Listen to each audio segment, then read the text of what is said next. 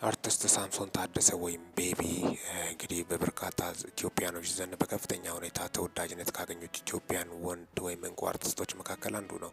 ሰሞኑን ልጅ አቅፎ የተነሳውን ፎቶ በማየት በርካታ ኢትዮጵያኖች እንኳን ደስ አለ እያሉ ሲደውሉለት ነበር። ያን በማስመልከትም ምላሽ ሰጥቷል። ለሰጣችሁኝ ፍቅር ከልብ አመሰግናለሁ። ይህን ያህል እንደምትወዱኝ አላቅም ነበር፣ ግን ልጁን ያቀፍኩት ልጄ ሳይሆን የኢቴ ልጅ ነው። እኔም እድለኛ አጎቶኛለሁ በማለትም ነው የገለጸው።